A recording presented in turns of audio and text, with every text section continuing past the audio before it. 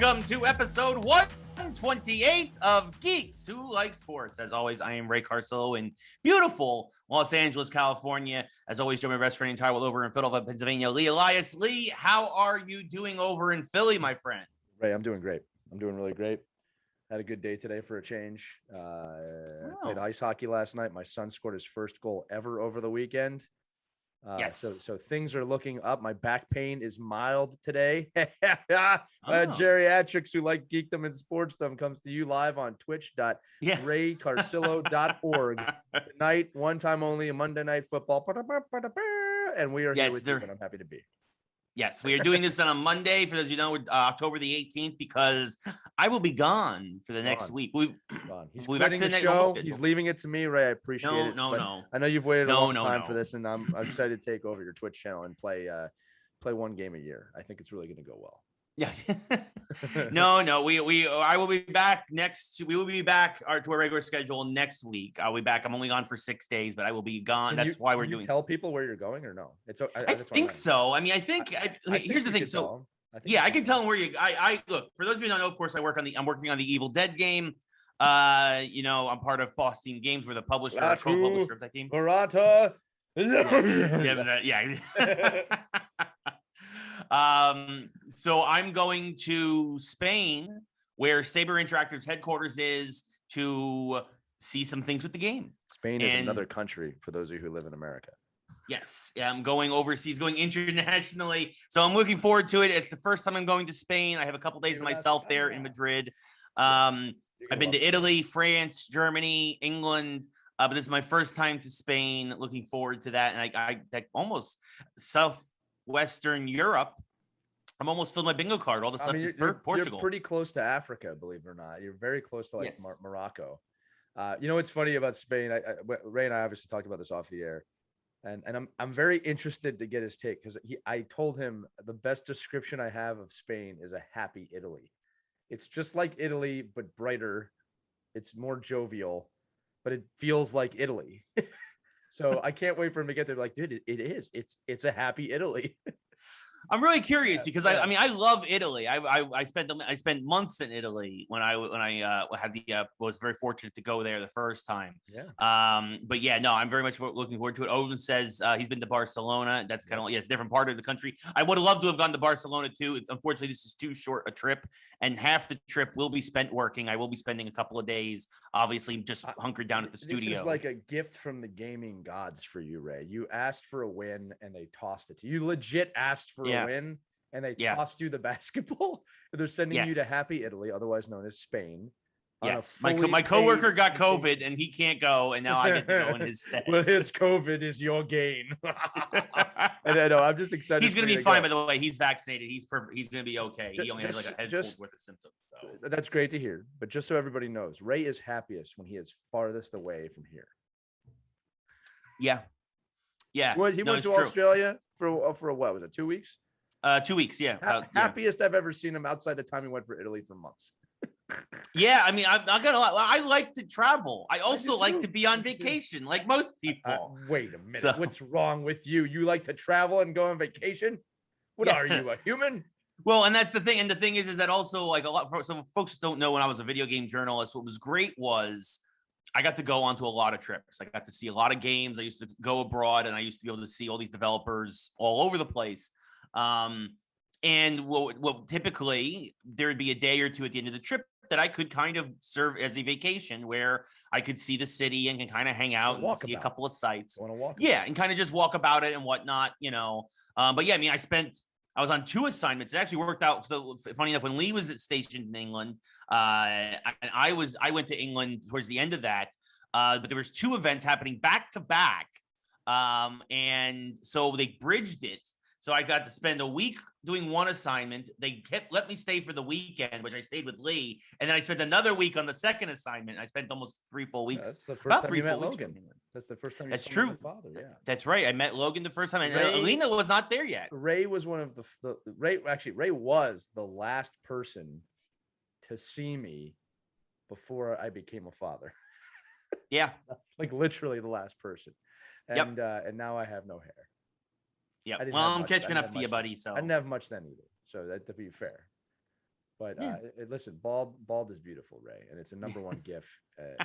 Yeah, for those of you listening, real quick before we jump into the show, we do have a great show. We have a fantastic show for you, folks. We are tangenting today terribly, but it's you can look this up. So we do a lot of work, Ray. We do a lot of media. We do a lot of content. We love what we do. And our producer Caitlin one time got a GIF of me saying "bald is beautiful," and she put that up on Tenor, and I didn't think much about it, right? #1 bald gift in the world with over 1 million shares. So I am more known for this bald is beautiful gift than any of the amazing produced and highly thought out content we've made. No, but if you search bald is beautiful on Tenor, over 1 million shares of me saying that.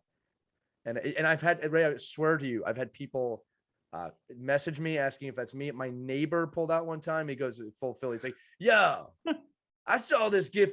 This guy, you guys, was that you, the bald guy?" And I was like, "Yeah, it's me." He's like, "You're the bald guy." It's my neighbor. I was like, "Yeah." He's like, "Man, that's crazy. It's crazy." I was like, "You're the bald guy." You're the bald guy. I'm like, "I still am." Woo. Okay, let's get into topics because we're going to get no money for right that. away. I want to go geek. No money. Just laughs. The money of my soul.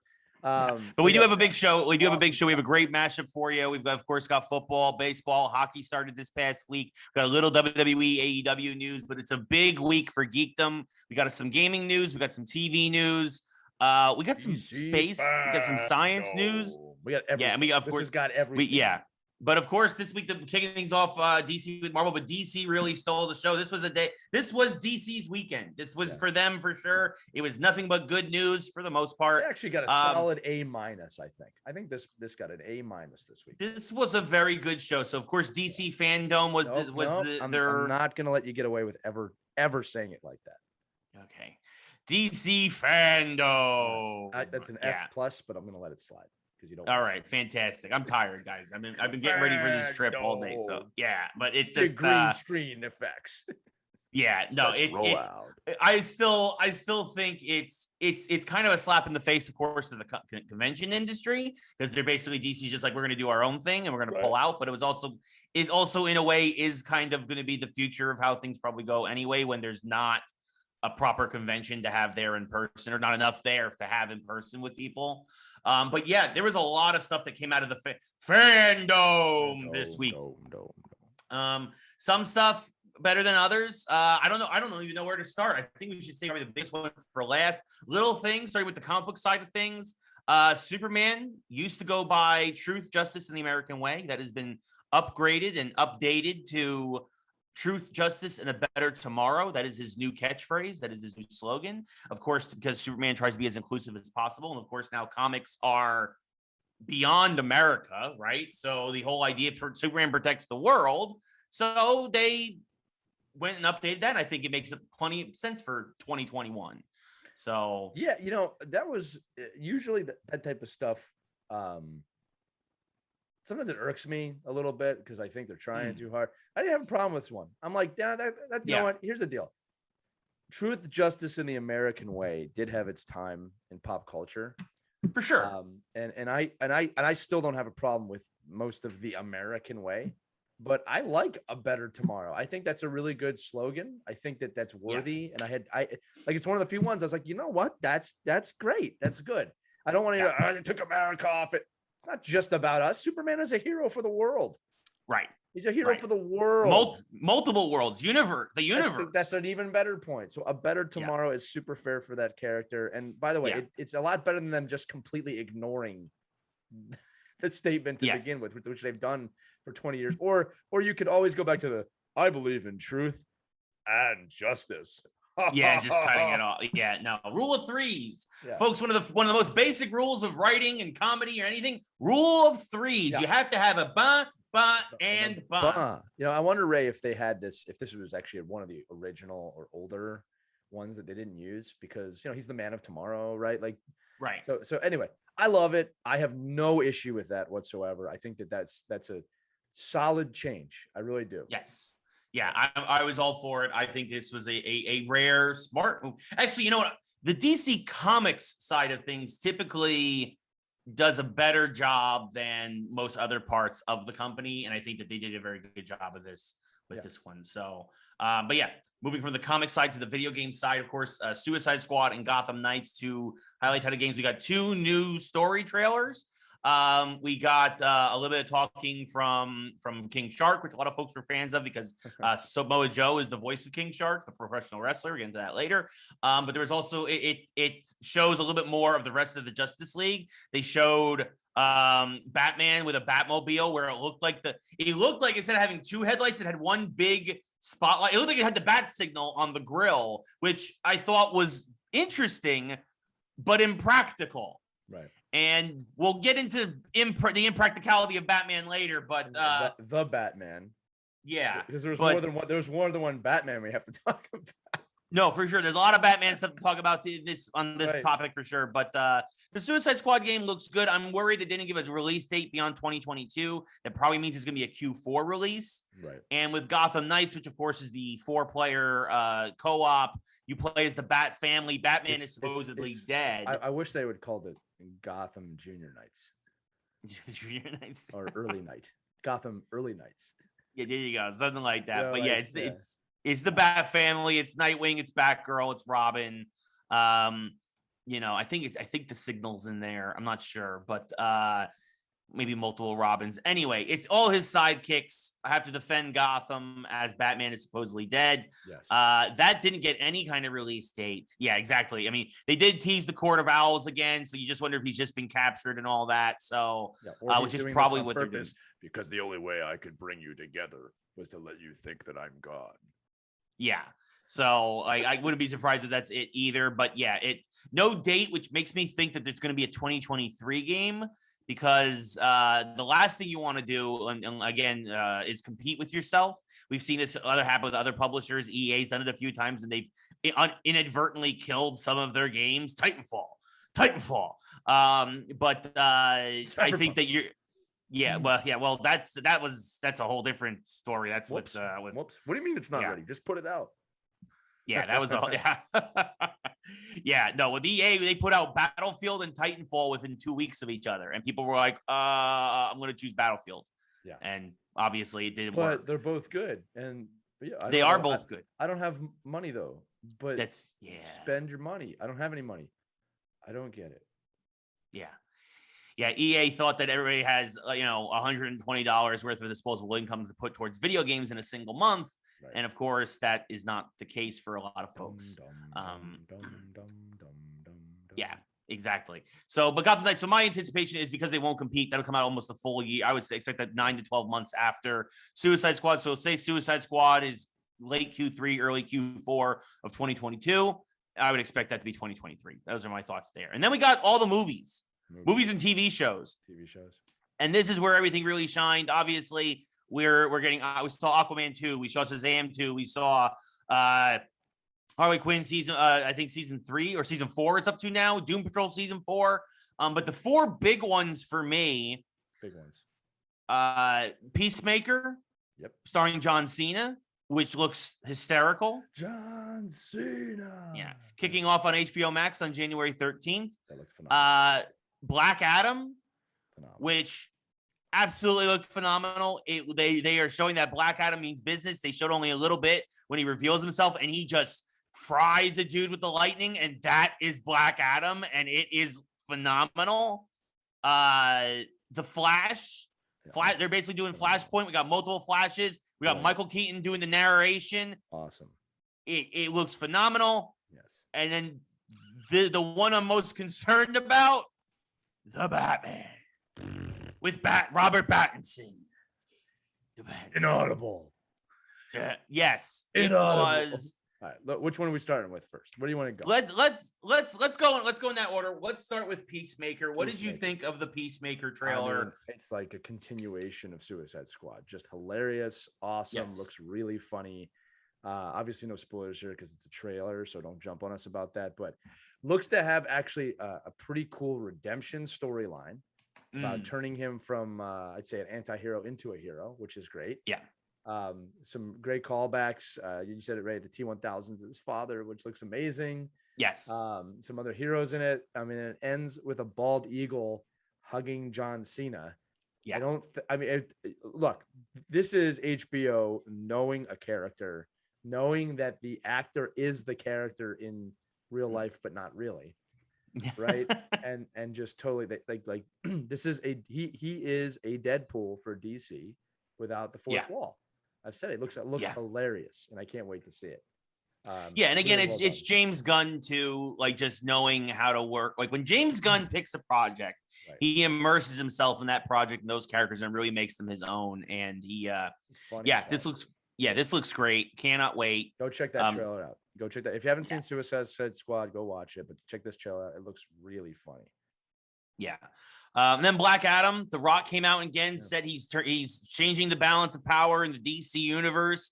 He is, this was the character he was born to play, he said, which was a huge statement. Profound for him. Yeah. And of course, he said it, the film is in post-production. It's coming out July 29th of next year. It's very, once you're in post, it's a very exciting time as an actor, because now you kind of just have the fun of doing the press tours, right? You can kind of like wind down and kind of, your work is your first leg of your work is done. Right. But I mean, he looked like Black Adam. He sounded like it. I mean, then of course, again, they showed that 2-minute clip that when he's revealed, when he's called back to Earth, which again, you imagine he was banished for years, just like Black Adam was originally, because he starts off as a hero and then he becomes a despot, and it just when he fried that dude, that was I mean, he just grabs the dude by a neck and lightning just comes down and just shakes him. He's a skeleton. It's great. So let's a few things that I think are pretty big about that one in particular. One is that Dwayne Johnson went to FanDome and introduced it. So that is huge, right? Like he's not messing around. Ray, you said it. He said that he was born to play this role. That's not something The Rock just says to say. All right, that's a big deal. And he's coming for Superman. The other thing too is also had a top #1 rap single come out same week as the trailer, which is incredible. All right, but like, look, the trailer, as you said, I mean, it's Vader. It's Vader level awesome. That was a Vader level scene, and they're not hiding it, man. This is a powerful character. Ray and I were talking again off the air. It's very much. We didn't talk about this. I said this. It's very much shot in the Shazam style. So you can tell it's going to match that universe. I don't know if The Rock and Shazam are going to come together anytime soon. I kind of hope they do. And the more I think about it, at first I thought this is not a good mix, those two characters in the way they've been portrayed. And then I thought about it. I'm like, you know what? Zach Levy and him, that might actually be a really good mix if it's done correctly. The other thing too is Levy's put on massive mass. Like muscle. Yeah. Like in the first movie, he wasn't that big. It's not a suit anymore. Yeah. Yeah. He got big. He's also playing Kurt Warner in a film. I don't know if you knew that or not. They made he's doing the Kurt Warner biopic. Yeah. So, which looks great, by the way. Great story with Kurt Warner coming back to win the Super Bowl with the Rams. But we'll talk about that movie when it comes out, because I think that's going to be a really good one. Me too. Man, I was excited about Black Adam before, but I'm like, this looks correct. Anyway, I was bringing up Levy because why would he get ripped, right? And I have a feeling it's because these two characters are going to come together. And I wouldn't be surprised if the third Shazam is is also the second Black Adam movie where it's. So I'm looking forward to this. And like I said, look, the new Shazam film looks much much more serious. More serious than why so serious? So, well, that would work. That would work. That would work. Yeah. So again, guys, Shazam is basically a Superman with a child's mind. But Black Adam and a little bit of magic, Yeah, and Black Adam is basically Superman pissed off. he's as powerful as Superman, if not more powerful. Actually, he's probably more powerful. I'm thinking. Well, because he has magic as well, and that is one of the things that Superman is weak against. That's why typically a lot of times when Black Adam's involved, Superman needs Shazam's help. Right. And because the Shazam and Black Adam in terms of power are supposed to be equals, but like you said, it's the different. Black Adam is thousands of years old and always pissed off, and Shazam is the mind of a child. Yeah, and Superman. But look, last thing I want to say on it, guys, is that you have to remind yourself with this character, Black Adam. And again, I'm a little annoyed. It's the Snyder fans that they've said nothing about this, because I think they're being given a gift. All right, you have a top 3 powerful anti-hero hero villain coming to the DCU. All right. He is up there with Darkseid. He is absolutely up there with Superman. Right. You should be excited. This is a big deal that this is coming. Yeah. Big deal. Yeah. Where are you, Snyder fans? Why can't you accept that one? Yeah. I haven't heard anyone talking about how great this is going to be. Just like, well, if Ben Affleck comes back, we can continue the nightmare. Like, no, nobody wants this, guys. Nobody. Okay, just you. Although they got very loud with the Batman. We'll talk about that again in a bit. But first, after I want to go talk about speaking my Batman. Yes, our Michael Batman. Keaton. Excuse me, our Batman, please, sir. I believe I fit into that. I've never picked Val Kilmer over Michael Keaton, not Diane Keaton. Michael Keaton. All right. The only one who comes close is Bale. All right. Yeah. But I believe it's our Batman. Please, sir. Please. Yeah. It's Keaton 1. It's Bale 2. Easily.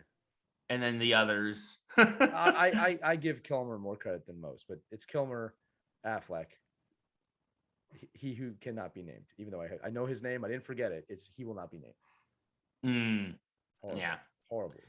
I put Adam West as a special spot as Batman. Actually, he counts. He was in a movie, so yeah. So he's there. He's middle of the pack. He was perfect for his time. But that was the '60s. That was a very different time in comics as well. Keaton. And then we heard his voice. I'm not gonna lie. When I saw his costume in silhouette and heard his voice, tell me what happened, Ray. I teared up. Thank God. I teared up.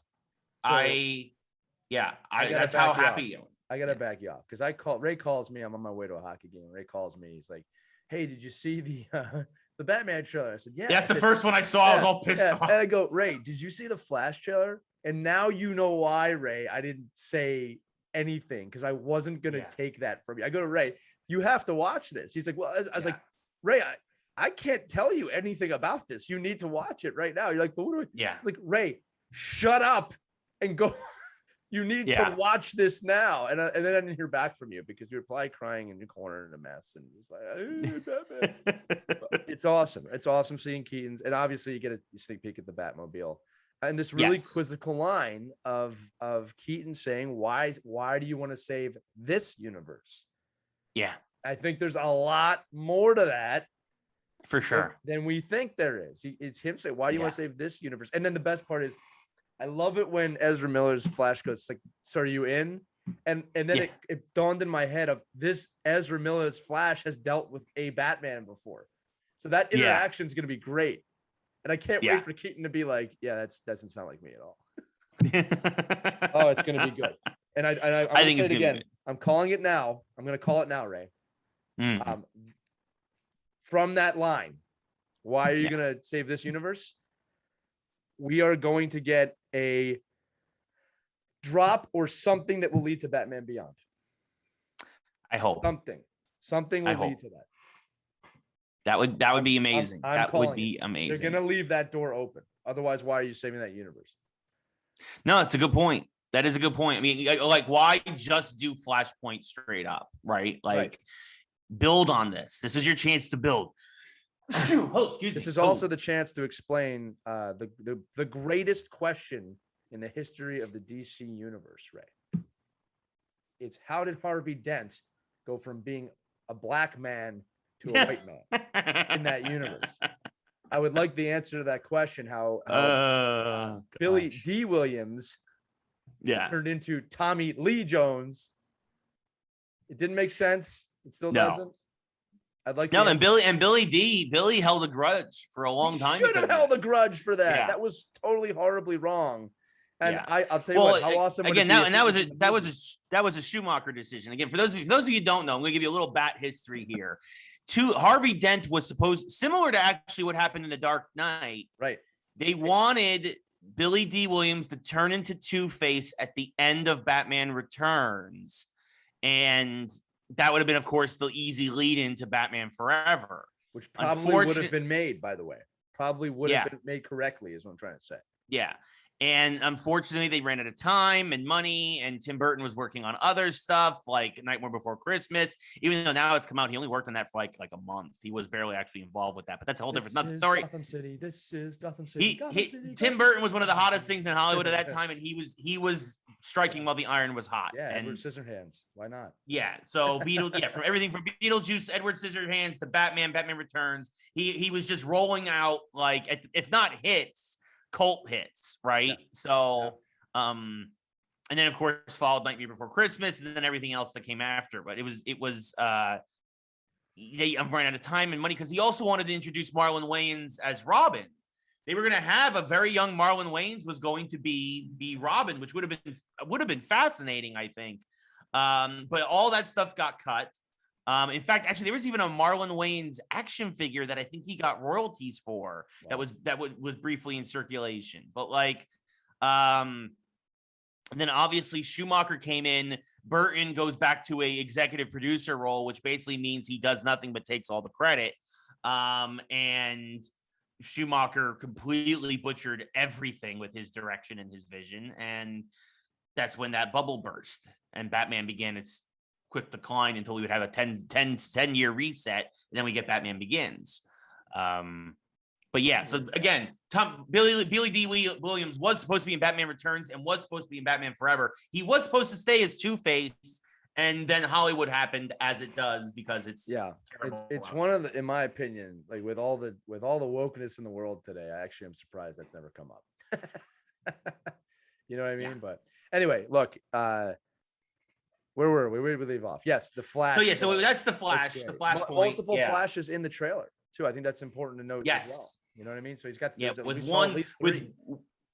with one putting together a cobbled together suit that looked like a spare Batman suit painted red, right? Which I thought was awesome. There's that. I will say this again. They have said this is a bold statement. They have said at DC that film, specifically that film, will link all DC universes together. And Ray, we were joking about this on the phone, whereas Marvel is using the multiverse to expand their universe and expand everything. DC is using the multiverse to collapse everything and be like, oh, we screwed up. We're just going to start over. All right, here we go. We're back. Right. Yeah. All right. Oh, indeed. And one of those universes is going to have Pattinson, Robert Pattinson, as now he's already being called as Pattinson. Some people really like the trailer. Some people, did nothing for me. For me. Yeah, we were not huge fans for a lot of reasons. Which is a letdown because the very first teaser was actually quite good. Yeah, the teaser gave me cautious optimism, and this Penguin looks great. Zoe Kravitz looks great as Catwoman, although I hope she gets a mask at some point. That did irk me a little bit that she didn't have any sort of a mask, even a domino mask. Yeah. Commissioner Gordon looks great. Andy Serkis as Alfred looks great. Everybody but the two main characters in the Batman and the Riddler look great.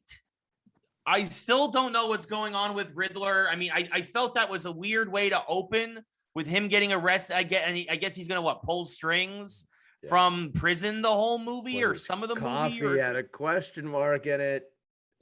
No, what I think we saw very little of the film. I think what they're pulling a Marvel page, which is we're seeing the first 20 minutes of it probably. I hope something like that. But I know it's supposed to be a 3-hour epic, and so maybe if this is all from the first hour, but they got a lot of explaining to do. Look, I'm gonna say this: I didn't hate it, all right, but it didn't do anything for me. And whereas the first one, even when they did the first one, they weren't even done filming yet. But the teaser one was okay, I get it. There's this the Riddler, and it's kind of like the typical Batman story of Batman's out there, so it escalates. Right. Yeah. And it was like, he's coming after him. All right. Second year Batman. Awesome. And this one was just okay, here's more characters and no development of the story. Because we're too afraid. Nothing for us to glom onto to try and speculate with. And then the one line Batman has literally cannot understand it, which is kind of when he's in the other side of the glass, which by the way, to me, and we talked about this, feels like a really cheap nod to the Dark Knight. Yeah, right. Where Batman, again, it makes no sense for him to be on the other side of that glass. He's Batman, but because he's on the other side of the glass, you don't understand what he says. Right. I watched that segment of that trailer like 5 times. People making fun of Christian Bale and his mumbles. No. Battinson's mumbles. Is that a bat? Are you speaking bat? Is that what a bat sounds like? I don't know. Anyway, it was. We'll see. Now we're right back to where we were before that first teaser trailer, Ray, which is skeptical. Yes, exactly. And for me, what really solidified and the sour tone was him walking down a dark alleyway or hallway or tunnel or whatever it was. And I get that cinematically it looks beautiful, where all you see is the muzzle flashes and him moving through the darkness. But he took all those bullets to the chest. That's not Batman. Batman's not a tank to me, right? Like a ninja. Yeah, and especially in the dark, yeah, like literally a ninja. It just really felt out of character, and it really makes me worry about the direction of what Matt Reeves is going to do with the character. I know it's cross universe, but it felt more Daredevil than Batman. Yeah, almost. You know what I mean? Like, it felt Marvel-ish. Yeah, it felt Marvel-ish. It felt like Hulk or Cap or Iron Man or take your pick of heroes now that would just take those bullets. I did say this to Ray. I think this did raise an eyebrow. There are some scenes in this trailer where he's fighting like a clown posse. Okay, but there's obviously no Joker in sight. So I did say to Ray that, and this is, I'll also admit, this is probably a long shot, but if, we know they're making a Joker 2 with Joaquin Phoenix, like if they could easily make them his descendants, right? Because I think they've kind of said that Joaquin Phoenix's Joker is not the actual Joker, but leads to the Joker. Like I've heard that many times now. So if they wanted to, they could link those two universes, I think, pretty good. All right. And I think pretty easily, yeah. Yeah. I'm not, here's the funny thing is, I'm actually not so sure that's a bad idea. You know what I mean? Yeah. So that, and if they want to do it. And here's the thing. If they were lying about them being two separate universes, that would actually be a pleasant surprise. If Joaquin Phoenix's Joker leads to the actual Joker being born, like, the character, and that becomes Pattinson's Joker. Well, that's very M. Night Shyamalan of them. Yeah. That would be it could work. It could work. Yeah. But again, who do you get as the Joker? Right. Well, again, I think we're a lot smarter than the people over at Warner Brothers, and it's probably not going to happen. Oh, I know that for sure. Yeah.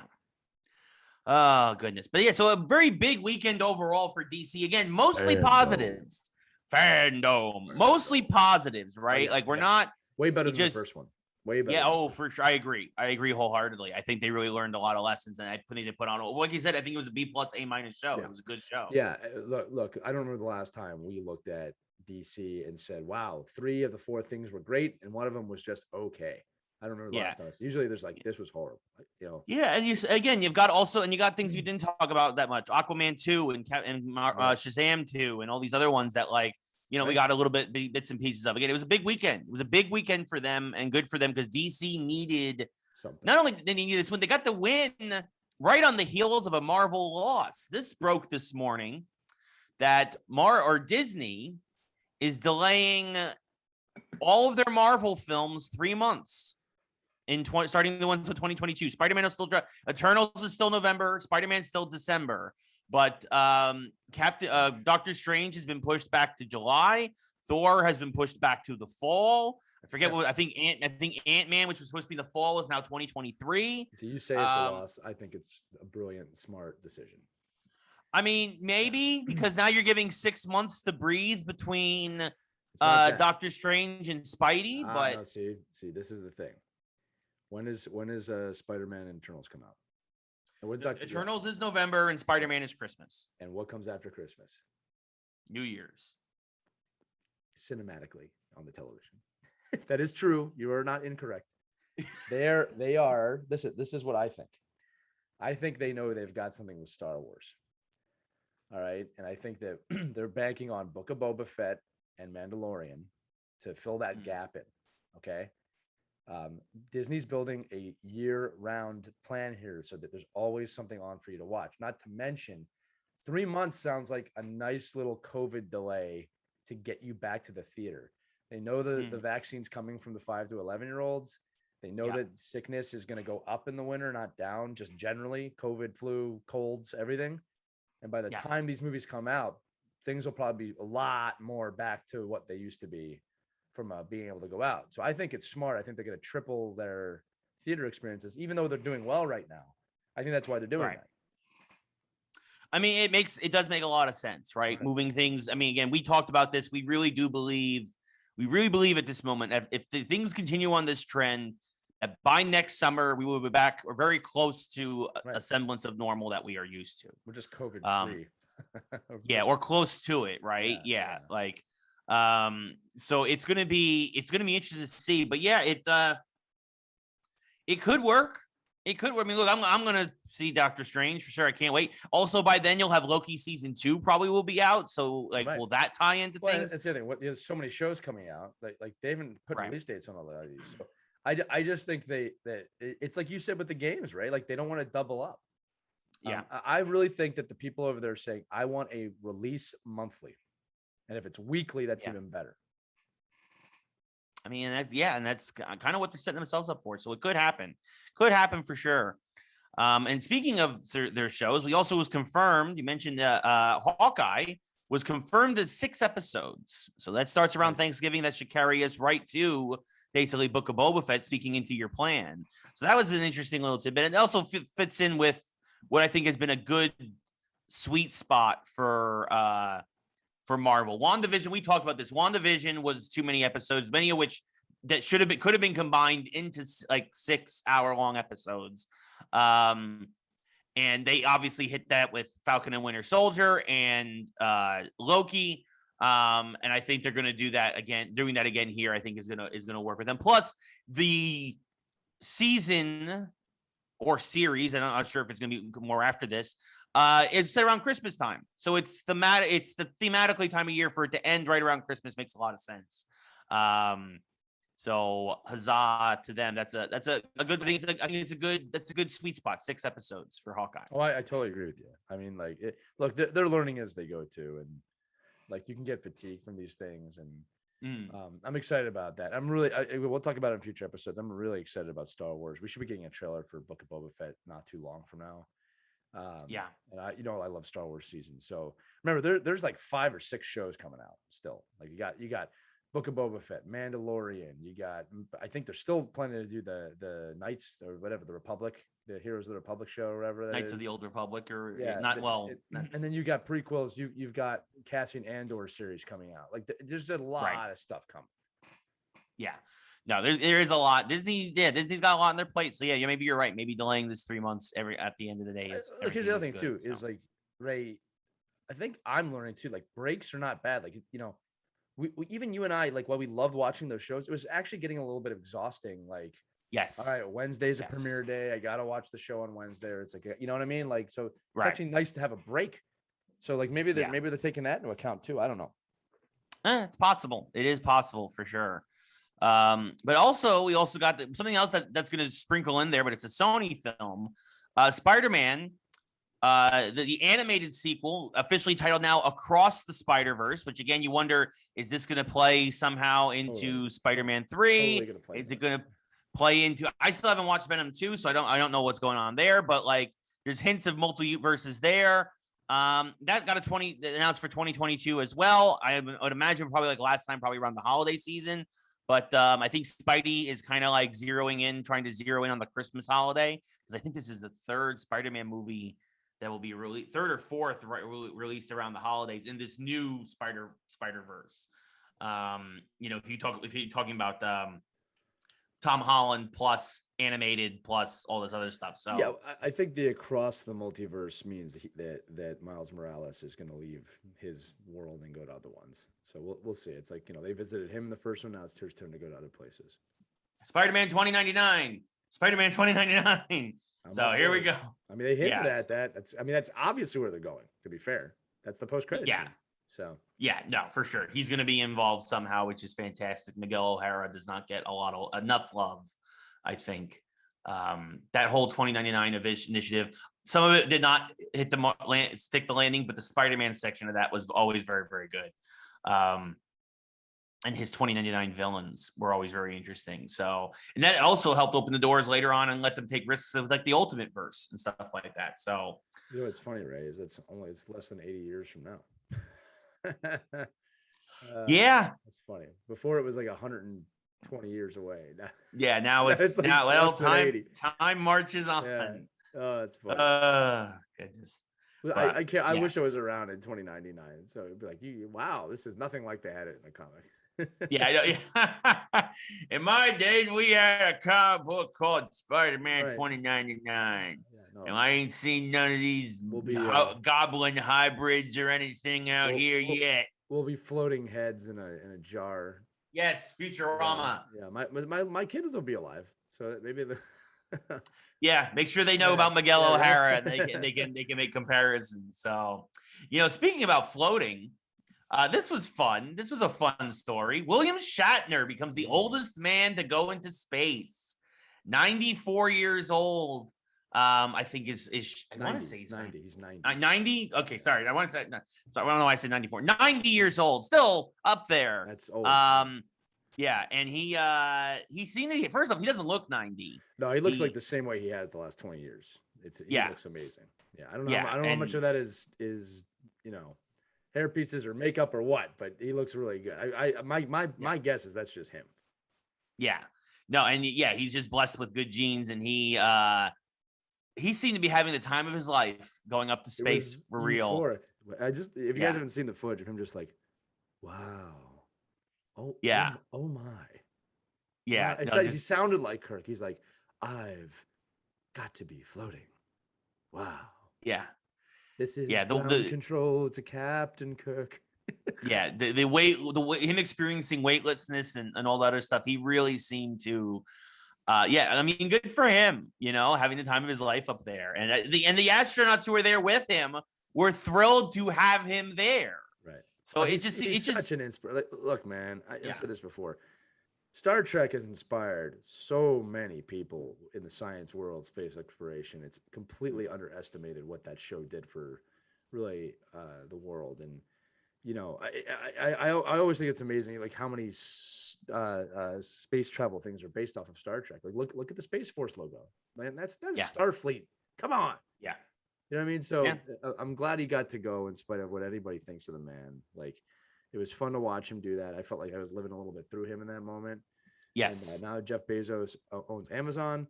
He owns our cars, and he owns. He sent Captain Kirk to space. Yeah. So there you go. Captain Kirk got to live the dream. You did it. Speaking of the world, this was a fun story that broke today. This is probably what I was thinking about 94, 95 years old. Mel Brooks is in his mid 90s. Yeah. This still going strong. Shocked me. I am super, super pumped for this. I hope the world is ready for it, because the last thing I want to see is Mel Brooks get canceled. I'm going to tell you all. He won't care. He won't care. Yeah. He's going to be dead soon. No, he won't. I love it. It'll say that I'll be dead soon. Here's my final gift to you. Enjoy. Yes. Oh, goodness. So for those of you, if you're familiar with the Mel Brooks library, of course, one of his best films. I mean, he's had so many good ones, from Young Frankenstein and Blazing Saddles, but History of the World Part 1 is definitely up there.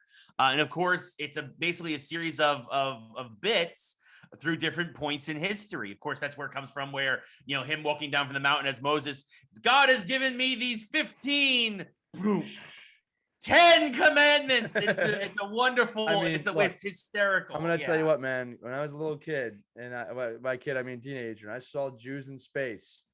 I'm not going to lie, man, that made me feel pretty proud. It's also where the Men in Tights theme song came from, for those who don't know. We're Jews in space, going around protecting the Hebrew race. I mean, it's just brilliant. Brilliant. I hope they show up in the second one. I mean, that's the thing. So basically, it broke today that Hulu is ordering a variety series called History of the World Part 2 that will be co-written and executive produced by Mel Brooks, the man himself. I think this is amazing. Everybody I told this to today, it made their day. We're all geeks of a certain age, and like, honestly, I think this was maybe we're coming out of the dark times, folks. Maybe. I don't know. I think Hulu looked at what Chappelle did and saw how that went over, and I think that they're doubling down on it. By the way, just following up on an episode last week, if you have not seen the full special of Chappelle and you are making judgments on that, you will look like a fool at some point. Yeah, you gotta watch the full. I'm not saying you need to change your opinion afterwards, but you do need to see the whole thing in order to understand, because the ending of that special is powerful in a good way. Yeah. So anyway, they're doubling down on that, and I can't wait. Yeah. No. Well, again, and that's why, and that was again, it was point I brought up last week is that like that special comes full circle in a big way, and I think that. Look, again, you can, like Lee said, you can still hate him, you can still have that opinion, but having a fully informed opinion is always better than not. And again, that's why I ragged on the person from GQ who's like, I quit halfway through the special, and I'm like, everything you say from this point forward then means nothing to me. Yeah. So again, I've heard a lot of people asking me about that this week. Watch the full thing. There's a reason why you need to watch the full thing. I don't want to give it away. The ending is very powerful. It makes it come full circle and has a pretty powerful message. And I think again, if you don't want to watch the full thing, in my opinion, don't talk about it then. Yeah. Move on with your life. Yeah. Again, you look, and I go back to this as somebody who has been a critic for 10 years, last 12 years. Unless even there are games that I don't like, that I disagree with, I still did to my best of ability, tried to finish them. Sometimes I couldn't, because unlike a television show where you just sit there and watch, a video game actually requires skill. And sometimes things are broken you can't. There was one game in particular, they were mad. I gave them a 2 out of 10. I said, your save system is corrupt. I literally couldn't finish your game because every time I restarted it, the save file got deleted. Mike, I'm sorry. Your game is beyond broken. You're lucky I gave you a bonus point because the music's so good. Like, but live with your 2 out of 10 and fix your save files. Like, but yeah, like there are those instances, of course. But if you can't sit through an hour comedy special, I don't know. It to each their own. But like Lee said, maybe like again, and going back to what I said as well. If you want to have an opinion, you should try to have the most informed opinion as possible. And if you choose to willfully remain ignorant, well, maybe you should just shut up. Or willfully remain outraged. That's the other one I'll say. Well, that's the other one too. Problem with professional outrage is you always need to be outraged about something. If that's you, just making a point. Yes. So anyway. Moving on now back to the real big video game story. We had a couple of video games, of course, with FanDome. Sorry. But this was a big deal. Nintendo finally announced the Nintendo Switch Online, the expansion pass. They announced the new prices. They announced the date, and actually a week from today, when we're recording this on October 18th. October 25th, the expansion pass will drop. And along with it, not only do you get the N64 library, the Sega Genesis library, they've also announced you get the new Animal Crossing DLC if you should have that game for free, kind of taking a page out of Microsoft's Game Pass book. And so it's really interesting where like Nintendo's like, look, if you upgrade from what is right now a $20 a year service to $50 a year. That is the price by the point. It's a $30 increase from $20 to $50 a year, which by the way, folks, is still like, that is not like for a year subscription. That's less than $5 a month. That's for your Nintendo games, Super Nintendo, N64, Sega Genesis, free DLC. That's quite a steal in my opinion, if you're a Nintendo fan. They also did announce that the Family Pass, for those of you who don't know, the Family Pass is $35 a year right now for Nintendo. If you have multiple accounts that you want online, that will increase from $35 to $80.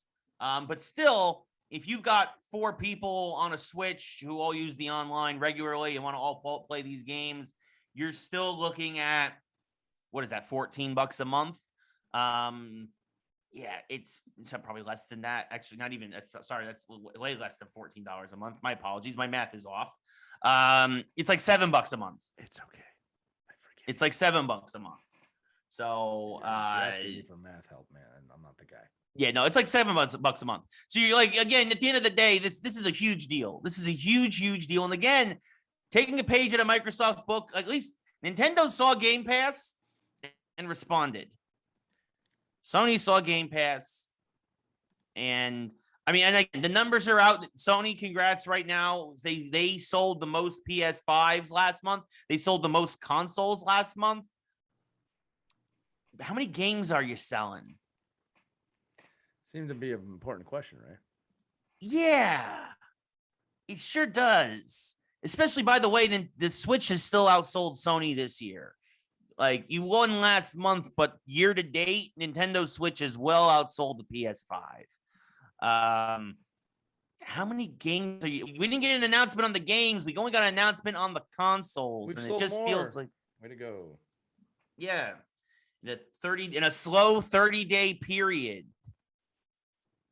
Okay. So that's our Sony bashing for the week. It's not bashing. It's just it's the truth. It's the numbers. We're gonna get into more numbers later. I look forward to it. But that does it for the geek section of the show. We move now into sports. It was a big week in the NFL.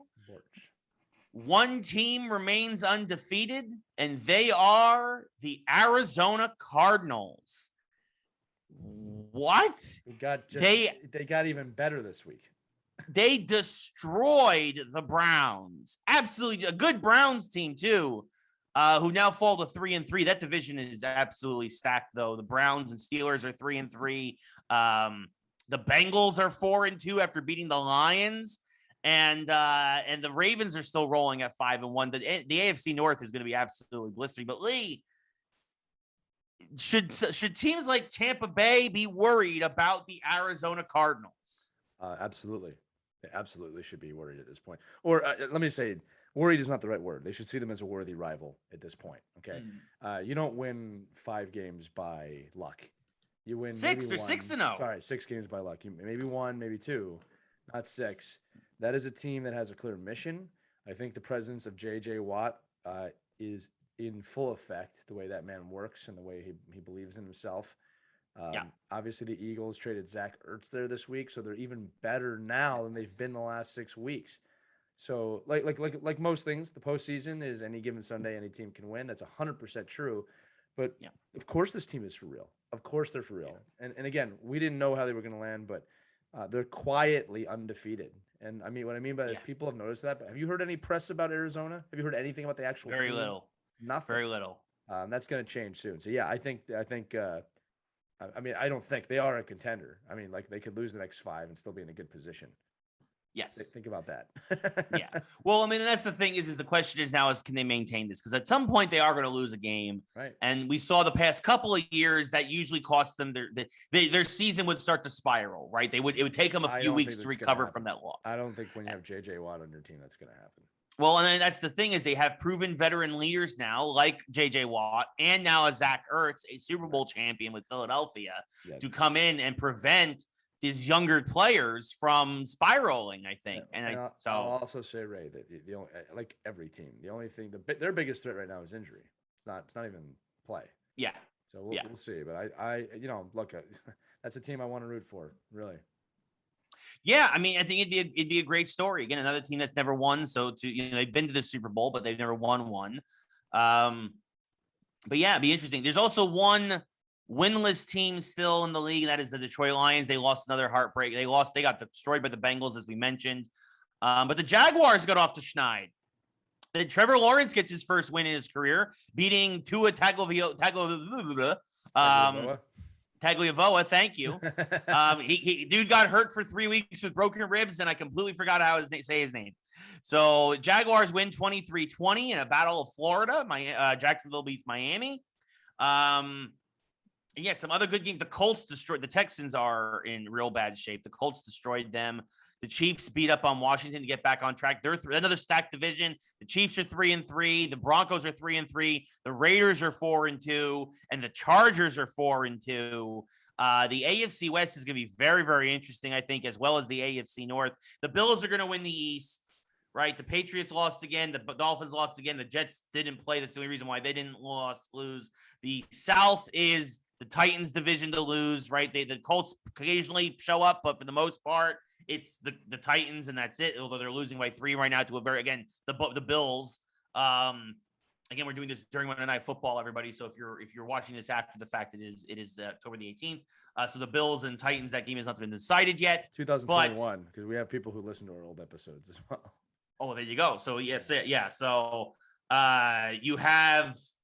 So you're going to have those 2 division winners. So that means you've got 8 possible playoff contenders out of the entire AFC North, the entire AFC West, and you got 5 spots left.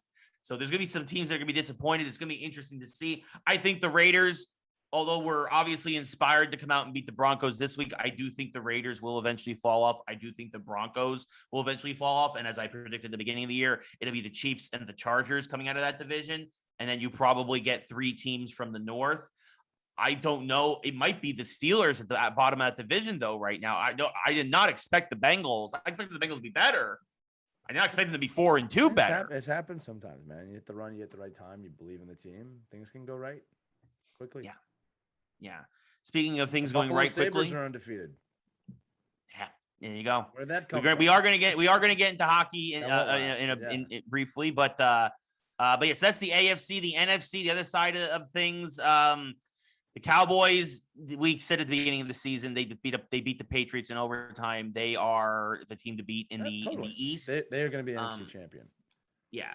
The Packers beat up on the Bears. So the Packers, again, probably the same thing with the North after that stinker against the Saints.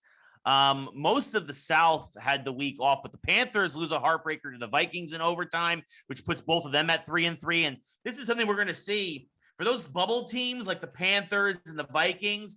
You're going to see these early season matchups loom large in tiebreakers at the end of the year. So you've got that there. The Eagles lost the tough one to the Bucks. The Bucks, they played the Bucks well. By the way, Ray, I think it's a record, or it's close to a record of there's been an overtime every week so far this season. And that's yeah.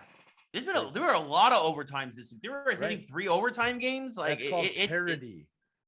Yeah. And again, Vikings, Panthers, Cowboys, Patriots, and Steelers, Seahawks all went to overtime.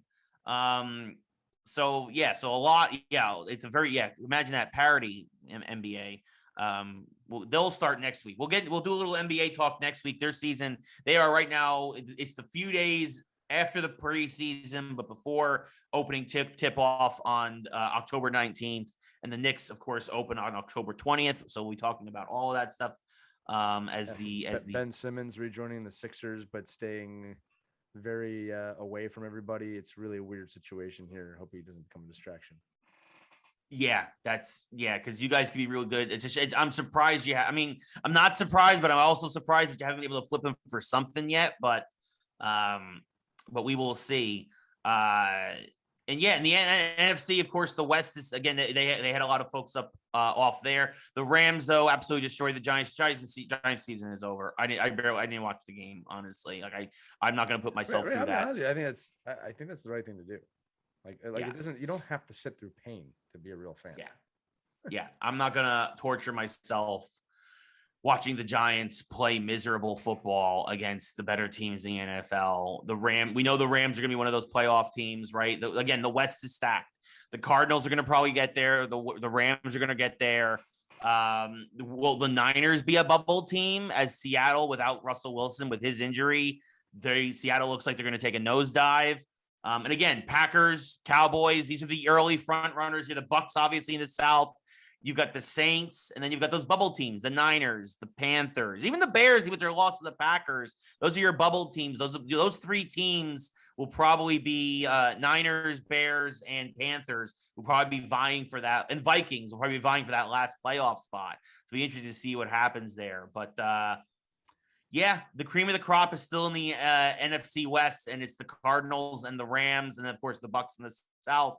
Those 3 teams.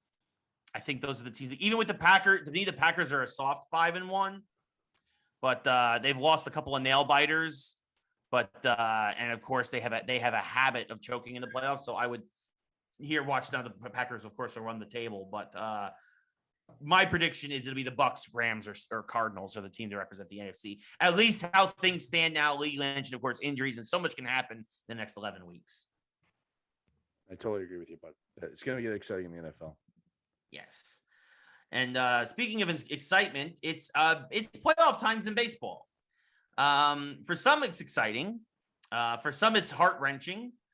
But I'll say this, the Atlanta Braves are, even though they had the worst record coming into the playoffs, they are now two wins away from the World Series after a back-to-back walk-offs in game 1 and 2 of the National League Championship Series. If their bullpen pitching holds up as it has thus far, as they're, in the playoffs, which of course was their bugaboo most of the regular season, right? If the Braves bullpen had performed better in the regular season, the Braves would have won the division by 15 games. Their bullpen blew that many games, but the bullpen though has been lights out, and they've been shutting down now the Dodgers and the Brewers.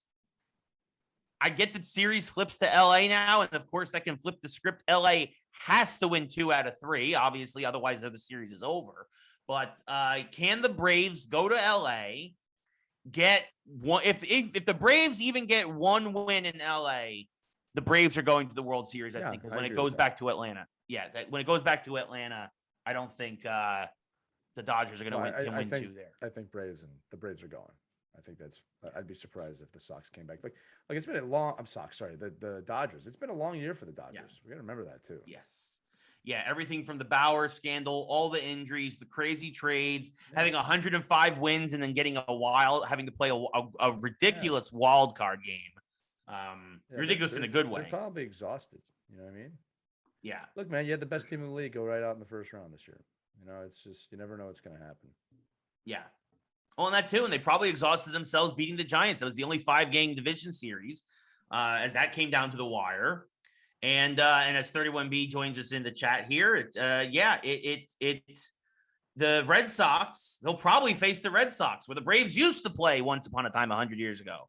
The Red Sox. This has been a weird series. The Astros took game 1, and in what has been their MO this year, the Red Sox lose the first game and then come back and absolutely demolish the teams in the following games. They demolished them in game 2. It's the first time in baseball history that 2 grand slams were hit by one team in a single game. And at that point, obviously, that broke the Astros were coming back. That they were down 8-0 very early. They were down 6-0 early tonight. They're losing 9-3 now in the bottom of the 5th. Good. I don't want the Astros to win anything. I'm not going to get into it tonight. I don't want that team to win anything. They don't deserve to win again right now. Yeah, so I'm a Braves fan. I'm feeling the exact same way. I'm not rooting for Boston or Houston. So, I mean, I know it's probably tough for you because obviously playing in the East. I don't really care. At this point, I just hope the best team gets there, right? And not the Braves, not the Astros. That's all. So there you go. So the it looks like, we'll see. We'll know next week who our World Series participants are. At least we should. We will. I think that's how the math goes. Yeah, I think by end of the weekend it should be the series goes 7. But yeah, so we will know. And of course, the games finally matter. As Jason mentions, the Astros are the trash in the cans they banged on. That's a good point, my friend. Like that one. That's a good one, J-Fan. Yes. We now go to hockey. The games matter now. Huzzah! The games matter. Back on ESPN. The Flyers killed the Kraken tonight. I can't remember. I think it was 6-1 last I saw. Flyers beat them up 6-1. Kraken are exhausted at the end of their road trip, and the Flyers. This is only their second game. That was the Kraken 4th game. That was kind of a perfect storm for the Flyers to take control, and they did. Kraken will be opening Climate Pledge Arena on Friday. I'm sure they'll be happy to get home and play in front of their own crowd. They've only played in front of hostile crowds, so a lot of fights in tonight's game. But again, Flyers really just right from the start, right all over them. Again, not basing this off of 4 games for the Kraken, but they are not looking to be a strong team this year. It's okay. The Flyers are looking to be a very strong team. So. Right. I was at opening night. And as you mentioned, I was at opening night last Friday, and a full 20,000 people crowd. It was really interesting. Really kind of, I forgot what it was like to have a crowd that size in an arena. It was really fun. Flyers went down 4-1 on Vancouver and ended up tying it. 2 empty net goals in the third with 3 minutes left. It was exciting. Lost in the shootout, but man, it was good to be back. That's fantastic. That is fantastic for sure. And yeah, I mean it's yeah, the Flyers are gonna be good. We said it in our predictions. The Flyers are gonna be a good team. The Islanders are gonna be a good team. The Rangers are gonna be a bubble team. But after losing opening night, they started to claw their way back. They lost in overtime to Dallas. And then have won 2 in a row. They went up to Canada, beat Montreal 3-1, and then tonight beat Toronto in overtime, 2-1. So very low. Unfortunately, hopefully the Rangers find their offense at some point, but at least the defense is showing up. And Shesterkin had an amazing game, 40 saves on 41 shots. He's really worked on his rebound control. Otherwise, Toronto might have honestly, they could have lit the lamp 6 or 7 times themselves tonight. But Shesterkin stood on his head. The Rangers steal one. Zibanejad and Panarin finally get their first goals of the year. Zibanejad got the first of the game. Panarin got the game winner in overtime. And if these young players start to develop, if the stars like Zibanejad and Panarin deliver, if Shesterkin, again, it's very early, but in the 3 games that he's played, he's 2-0-1. He's looked very, very good in these 3 games. Georgiev got the opening start in Washington. The Rangers are a bubble team. They're a bubble team. This is how you look at the Metro. Okay, the Metro is 1 and 2 are going to be the New York Islanders and the Carolina Hurricanes. Carolina, who no one talks about. That's 1-2. Yeah. And when you look at 3, 4, 5, 6, it's Penguins, Capitals, Flyers, Rangers, and any of them could be in any place in that. All right. After that, you got Columbus and New Jersey. But that's the truth. Yeah. There's 4 bubble teams this year. The Capitals, I'd probably put at the top of that list.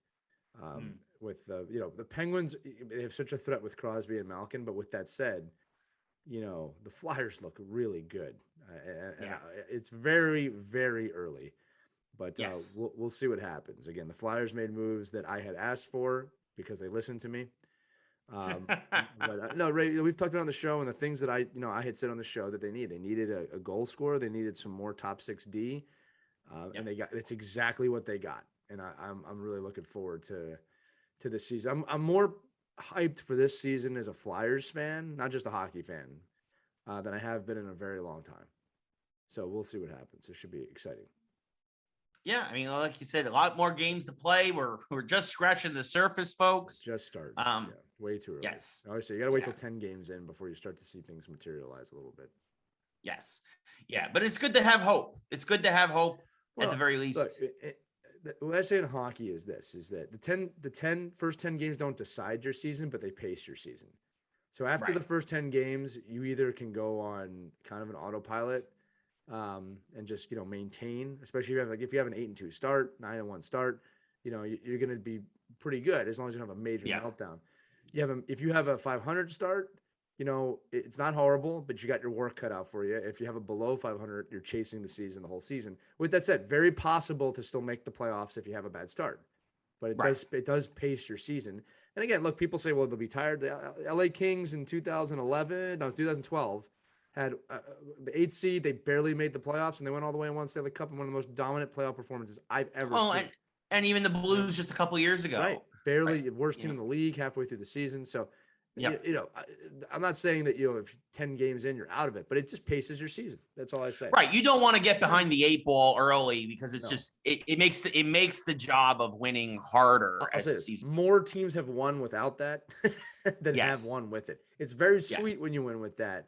But, when you really look at it, the teams that win, it doesn't work that way most of the time.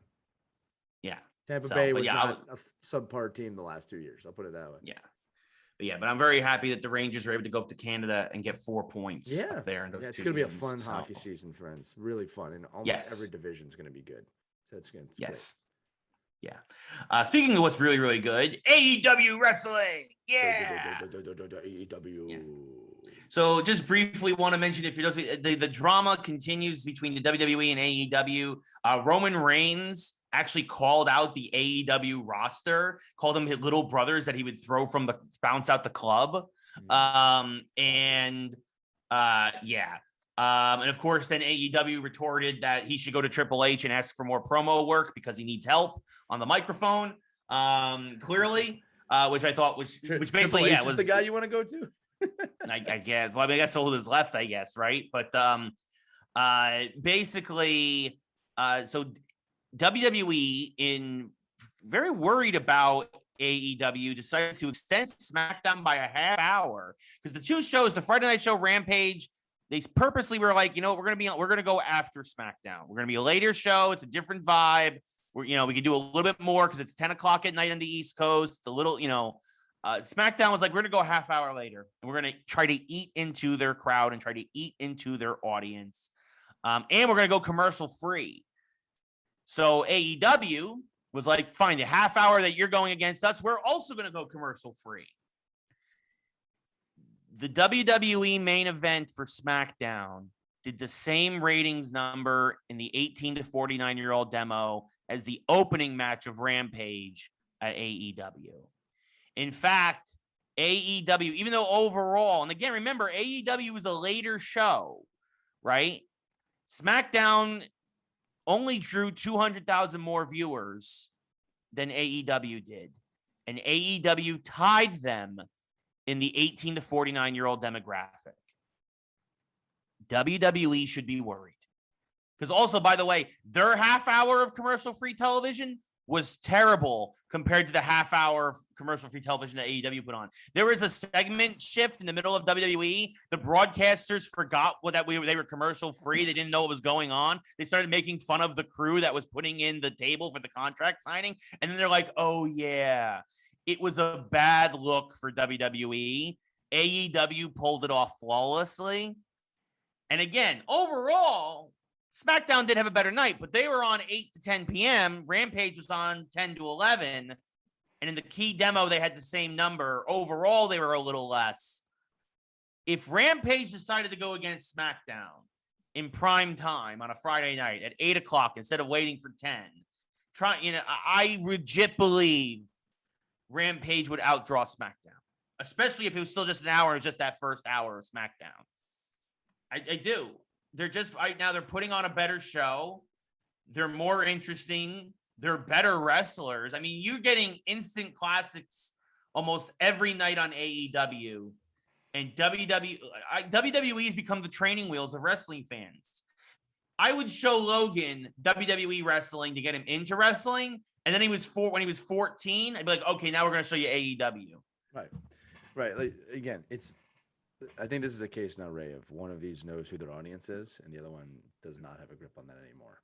I think the AEW audience is a little older, a little wiser, and they're banking on the Attitude Era because people still watch wrestling. And I think WWE hasn't garnered new fans in a long time, and I think that's starting to hurt them now. WWE, yeah, I said that right. Yep. Yeah.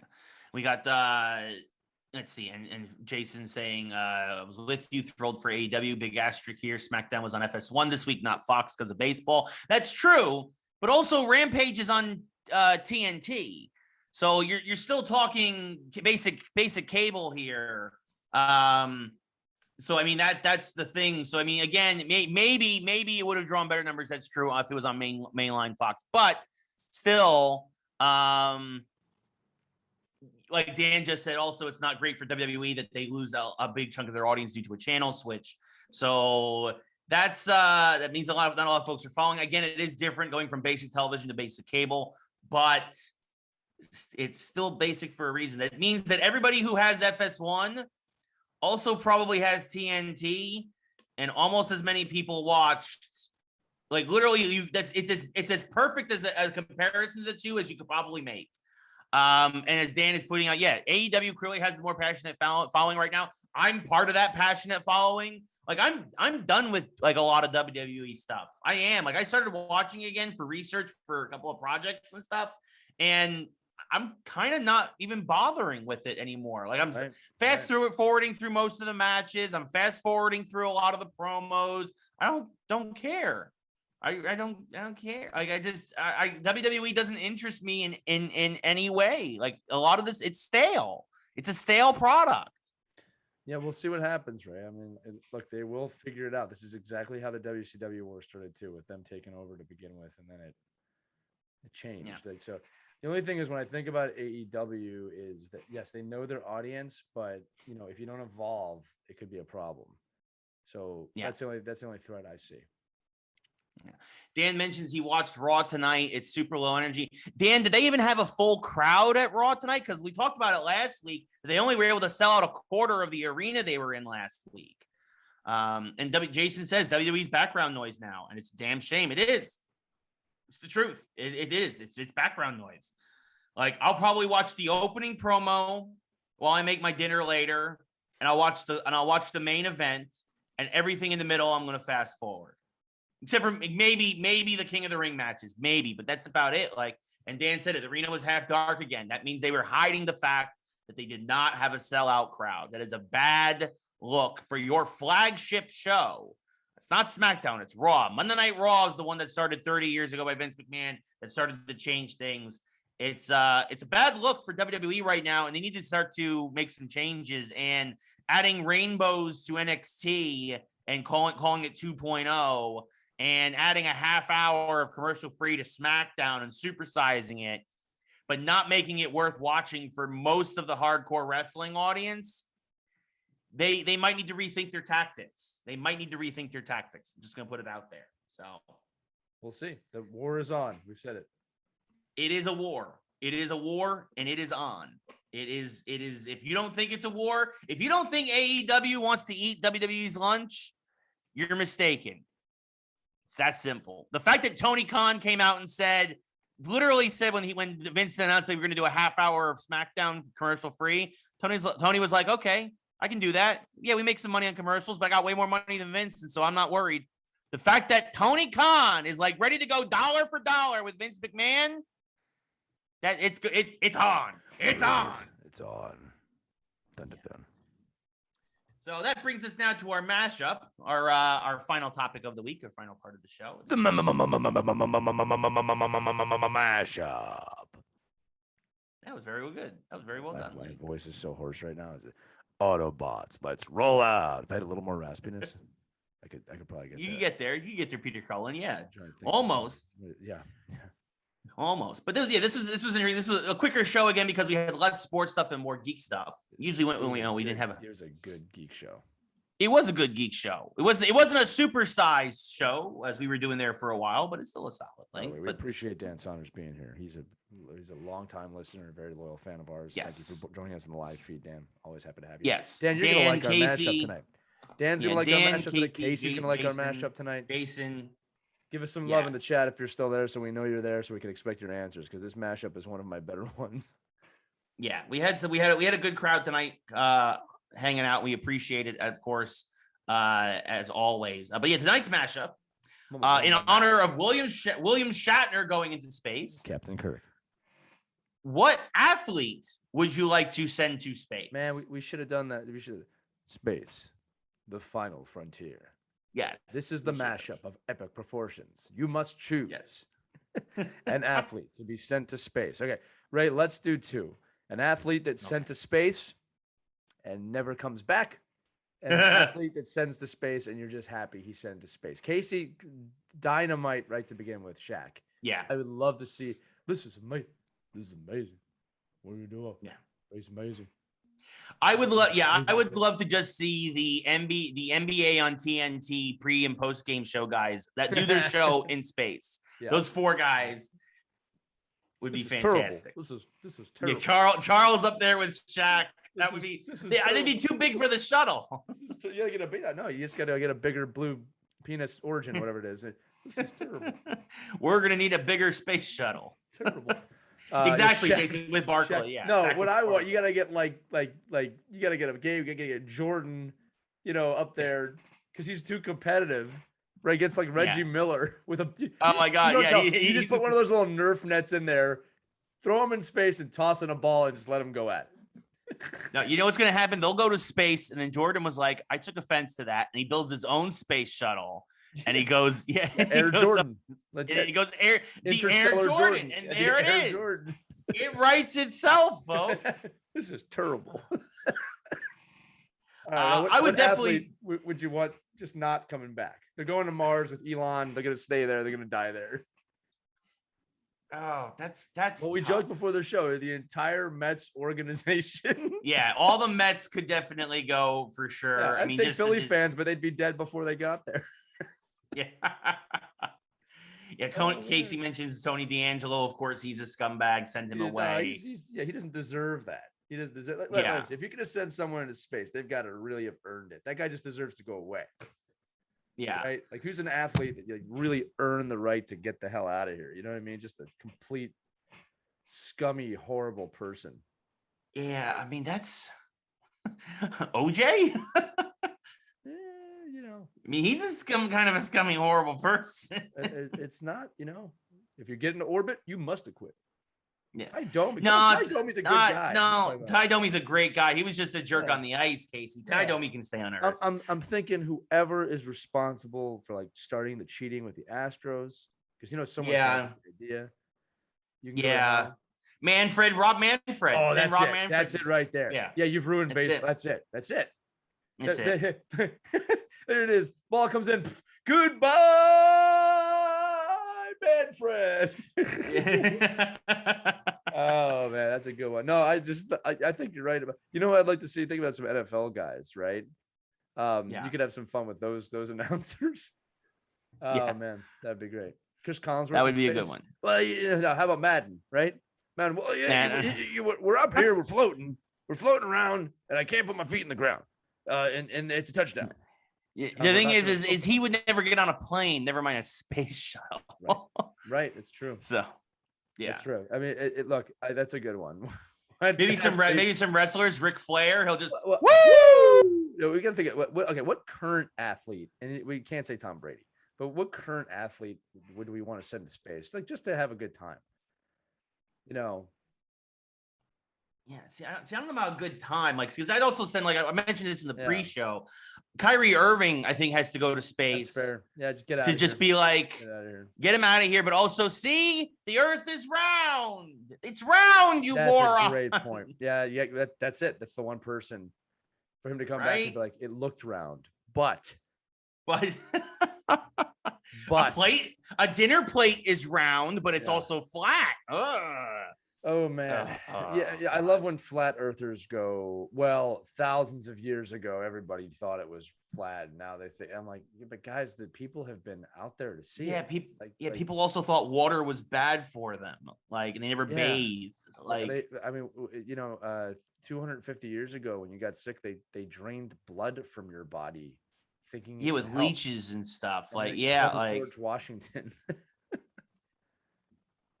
Alexander Hamilton. I'm just kidding. Okay, that's a good one. Good mashup. Good episode tonight, guys. Again, the mashup tonight. Who would you want to send to space? Bloodletting. That's right, Casey. That's what it was called. That's what they did back in the 1700s. You got sick. They took your blood. The less blood, the better. That shows you how much they knew about science back then. Yeah. No, he needs that, sir. Sir, put the blood back in his body. We've come a long way, folks. Yeah. We've come along. Most of us have come a long way. When we had disagreements and people died. I would be okay if that came back, though. Yep. Yeah. Like the big stuff. You know what I mean? Like, that would be great. Actually, what if presidential elections were just done like that? Number 5. Anyway, guys, great show tonight. Thanks for having us. I'm Lee. That's Ray. This is Geeks Who Like Sports, episode 128. We'll see you next time on Ray Closures. Yeah, I'm gonna close this out now. Also, actually, one little other geek thing. They showed one of the new ghosts in the new Ghostbusters movie today. They showed a snippet. They showed the ghost that they were chasing. When Egon's granddaughter pops out of the car, the gun at her. They show the ghost she's chasing. They showed the new ghost today. I'll have to take a look at that. Yeah, so that was a fun thing. And there's another geek there because he immediately goes, "That's a class 5 metal munching roaming vapor," and I'm like, "They're classifying different ghosts already. This is gonna be amazing." Yeah, they got it. They figured it out. I'm really looking forward to it. There was one negative review out there because there's always got to be contrarian. Of course. So, yeah. But on that note, we want to know what you guys think. Of course, what athletes would you send to space? Who you think would have the best time? Who should stay there? I think Kyrie Irving should probably go up there, definitely, at least for a little while. But yeah, no, I really appreciate it. Lee really appreciates it. It means a lot. I will be gone. If you're a follower of the Twitch channel, I will be gone for the next week. We will not be back until next Monday. I will be back. We'll be back with baseball then. And Lee, of course, will be back here on Tuesday. Actually, we might do hockey next Monday. Yeah. We'll figure it out. We'll see. Yeah. But we will see. But until then, for Lee, this is Ray. Again, thank you everybody who's listening at home or listening here with us on Twitch. Before the Geeks Who Like Sports, this has been episode 128. We'll be back next week with more Geeks Who Like Sports. Good night, everybody.